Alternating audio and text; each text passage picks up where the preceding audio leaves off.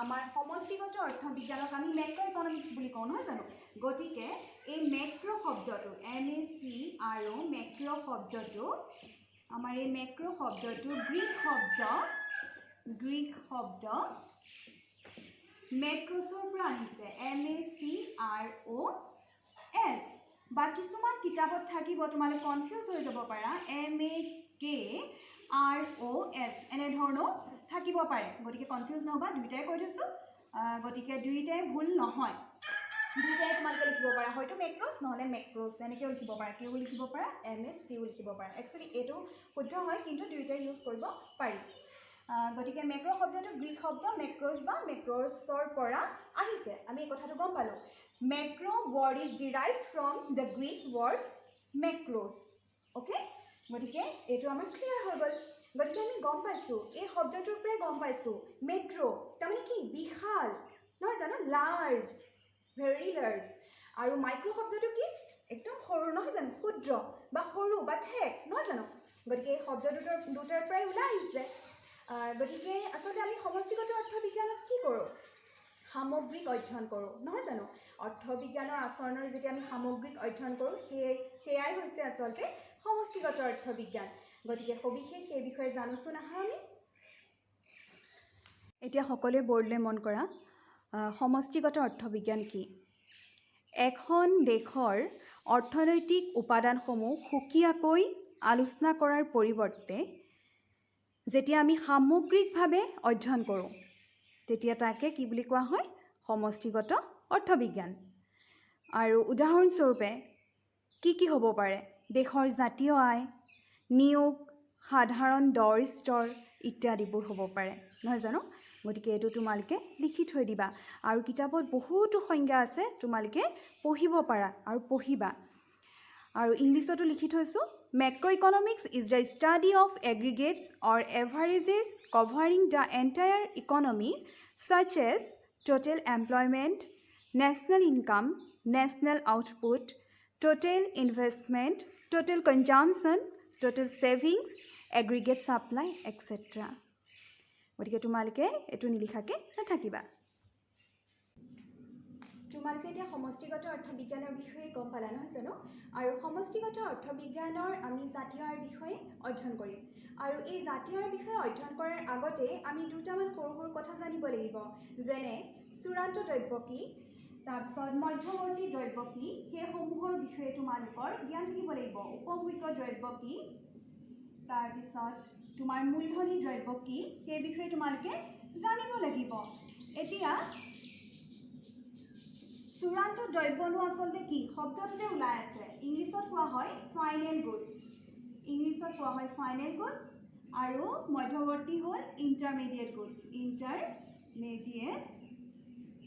Goods এতিয়া শব্দটোতে ওলাই আছে হয়নে চূড়ান্ত মানে একেবাৰে শেষভাৱে পোৱা শেষান্তভাৱে পোৱা হয়নে তাৰমানে তাত কোনো প্ৰচেছিঙৰ কথা আৰু নাথাকে আৰু কোনোবা এটা প্ৰক্ৰিয়াৰে যে আমি যাম সেইটো কোনো কথা নাহে একেবাৰে শেষ পৰ্যায়ত যিটো আমি পাওঁ সেইটো হৈছে আমাৰ কাৰণে চূড়ান্ত দ্ৰব্য কাক বোলে মই তোমালোকক কৈ দিম একেবাৰে সাধাৰণ অৰ্থত কৈছোঁ চূড়ান্ত দ্ৰব্য এতিয়া তোমালোকৰ মনত উদাহৰণ কি হ'ব পাৰে তোমালোকে মনত ভাবিবাচোন আৰু মোক কমেণ্ট বক্সত কমেণ্ট কৰি জনাবা মই এটা উদাহৰণ কৈ দিছোঁ পেষ্ট্ৰি খাই খুব ভাল পোৱা ন তোমালোকে আজিকালি ময়ো খাই ভাল পাওঁ গতিকে পেষ্ট্ৰিটো যেতিয়া তুমি দোকানৰ পৰা আনা সেইটো চূড়ান্তভাৱে পোৱা নহয় জানো গতিকে সেইটো কি হ'ব আমাৰ চূড়ান্ত দ্ৰব্য আৰু আনহাতে মধ্যৱৰ্তী দ্ৰব্য কোনবোৰ যিবোৰ আমি পোনপটীয়াকৈ কেতিয়াও পাব নোৱাৰোঁ যেনে কেঁচা মাল নহয় জানো কেঁচা মালটো তুমি ডাইৰেক্টলি ইউজ কৰিবা নেকি কেতিয়াও নকৰা হয়নে আৰু এটা কথা চূড়ান্ত দ্ৰব্য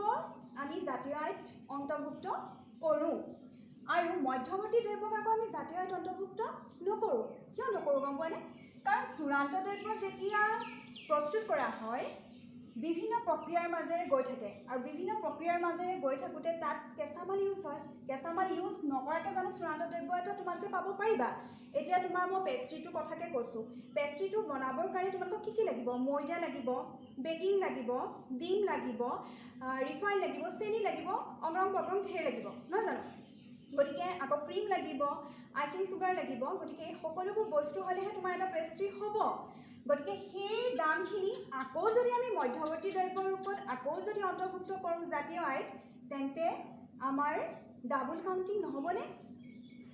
হ'ব, হয়নে? জাতীয় আয়ত সেইকাৰণে আমি মধ্যৱৰ্তী দ্ৰব্যসমূহ অন্তৰ্ভুক্ত কৰিব নোৱাৰোঁ, কাৰণ ইয়াত চূড়ান্ত দ্ৰব্যত অন্তৰ্ভুক্ত কৰিলোৱে, চূড়ান্ত দ্ৰব্য জাতীয় আয়ত অন্তৰ্ভুক্ত কৰিলোৱে, আৰু তাত আমাৰ কি সোমাই আছে? কেঁচা মালখিনি সোমাই আছে, নহয় জানো? গতিকে মধ্যৱৰ্তী দ্ৰব্যত আমি আকৌ জাতীয় আয়ত অন্তৰ্ভুক্ত নকৰোঁ। গতিকে চূড়ান্ত দ্ৰব্য আৰু মধ্যৱৰ্তী দ্ৰব্যৰ বিষয়ে পাৰ্থক্য আহে পৰীক্ষাত, কিন্তু প্ৰায়ে অহা দেখোঁ। গতিকে তোমালোকে দুয়োটাৰে কনচেপ্ট ক্লিয়াৰ হৈ থাকিব লাগিব আৰু পাৰ্থক্য লিখিব পৰা হ'ব লাগিব। গতিকে আহচোন আমি পাৰ্থক্য লিখোঁ। বৰ্ডলৈ মন কৰা, চূড়ান্ত দ্ৰব্য আৰু মধ্যৱৰ্তী দ্ৰব্য পাৰ্থক্য দি থৈছোঁ, ফাইনেল গুডছ আৰু ইণ্টাৰমিডিয়েট গুডছ। নাম্বাৰ 1, যিটো দ্ৰব্য আৰু কোনো উৎপাদন প্ৰক্ৰিয়াৰ মাজেৰে যাব নালাগে, অৰ্থাৎ ইয়াক পোনপটীয়াকৈ ব্যৱহাৰ কৰিব পাৰি। ইংলিছত লিখি থোৱা আছে ফাইনেল গুডছ কেন গিভ ডাইৰেক্ট ইউটিলিটি, আৰু এইফালে আনফালে লিখিছোঁ মধ্যৱৰ্তী দ্ৰব্য ইণ্টাৰমিডিয়েট গুডছ, যিটো দ্ৰব্য পোনপটীয়াকৈ ব্যৱহাৰ কৰিব নোৱাৰি। Intermediate goods can't give direct utility. 2 number দিছোঁ, উদাহৰণ দিছোঁ কেক, এক্সাম্পল কেক। মধ্যৱৰ্তী দ্ৰব্যৰ ক্ষেত্ৰত উদাহৰণ দিছোঁ কেঁচামাল, এক্সাম্পল ৰ মেটেৰিয়েলছ। 3 নম্বৰ আৰু এটা পাৰ্থক্য দিছোঁ, চূড়ান্ত দ্ৰব্যৰ মূল্য জাতীয় আয়ত অন্তৰ্ভুক্ত কৰা হয়। The values of final goods are included in national income. আনফালে ইণ্টাৰমিডিয়েট গুডছৰ ক্ষেত্ৰত লিখিছোঁ মধ্যৱৰ্তী দ্ৰব্যৰ মূল্য জাতীয় আয়ত অন্তৰ্ভুক্ত কৰা নহয়। The values of intermediate goods are not included in national income.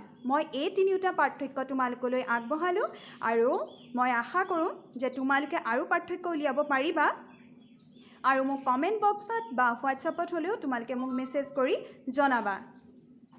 এতিয়া আমি ফাইনেল গুডছৰ বিষয়ে গম পালোঁ, চূড়ান্ত দ্ৰব্য, আৰু এই চূড়ান্ত দ্ৰব্যৰ দুটা ভাগ, এটা হৈছে উপভোগ্য দ্ৰব্য কনজিউমাৰ গুডছ আৰু আনটো হৈছে কেপিটেল গুডছ।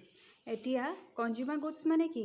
যিবিলাক দ্ৰব্য উপভোক্তাই তেওঁলোকৰ অভাৱ পূৰণ কৰিবৰ কাৰণে অন্তিম বা শেষ দ্ৰব্য হিচাপে ক্ৰয় কৰে।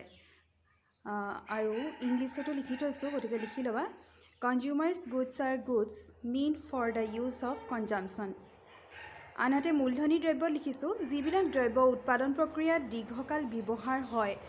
অন্য দ্ৰব্য সামগ্ৰী উৎপাদন কৰিবৰ বাবে যিবিলাক দ্ৰব্য উৎপাদন কৰা হয়। কেপিটেল গুডছ আৰ গুডছ ইউজ টু প্ৰডিউচ মোৰ কনজিউমাৰ গুডছ। 2 নম্বৰ, এই দ্ৰব্যই প্ৰত্যক্ষভাৱে মানুহৰ অভাৱ পূৰণ কৰে। আৰু মূলধনী দ্ৰব্যৰ ক্ষেত্ৰত লিখা আছে এই দ্ৰব্যই পৰোক্ষভাৱে মানুহৰ অভাৱ পূৰণ কৰে। আৰু ইংলিছতো লিখি থৈছোঁ ইংলিছ মিডিয়াম ষ্টুডেণ্টৰ কাৰণে, গতিকে লিখি ল'বা। আৰু উদাহৰণো দি থৈছোঁ, মই দি থৈছোঁ উপভোগ্য দ্ৰব্য অৰ্থাৎ কনজিউমাৰ গুডৰ টিভি, কম্পিউটাৰ।